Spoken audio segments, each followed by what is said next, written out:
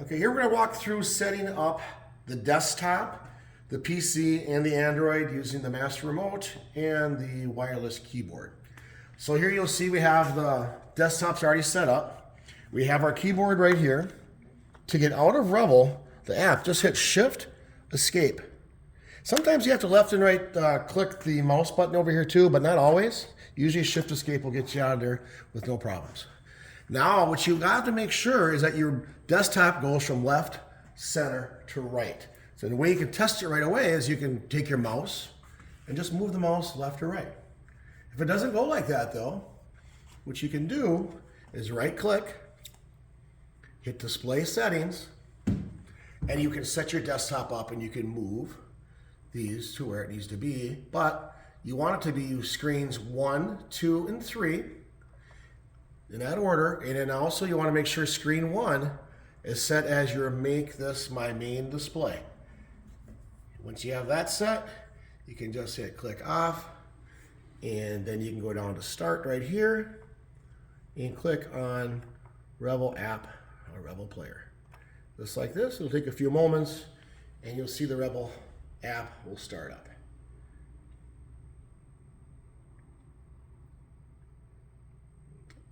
All right, here's our setup for a left POS. So you'll see signature bowls are on left, build your owns in center, beverages are on the right.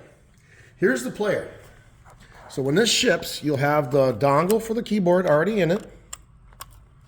And it tells you exactly how to set up your configuration. We're doing a 1x3 in this case here.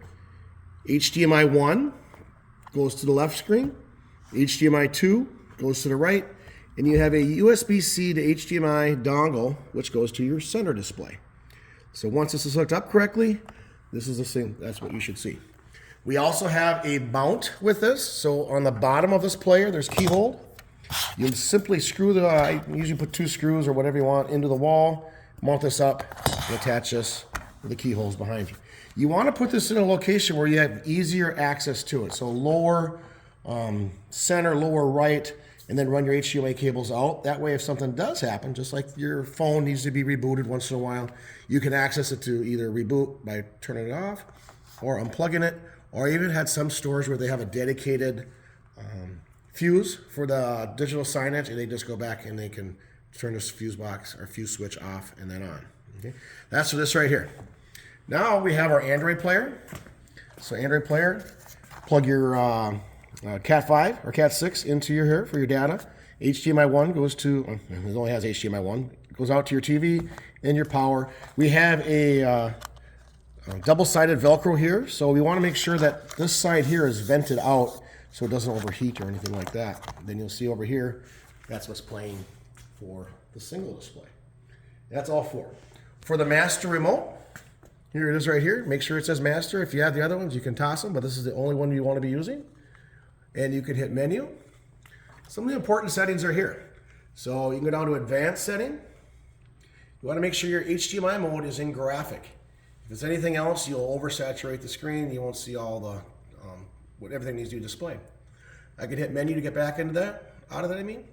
I can click over, set your time. You can also go down here, it is an important one, is other settings. You want to make sure your AC power state is always on.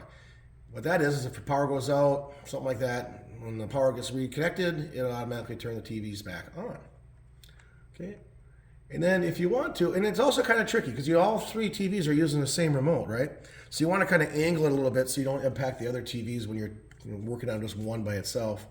And another setting is this over here. If you want to, you can enter your parental settings. So you can hit 0000 as the password.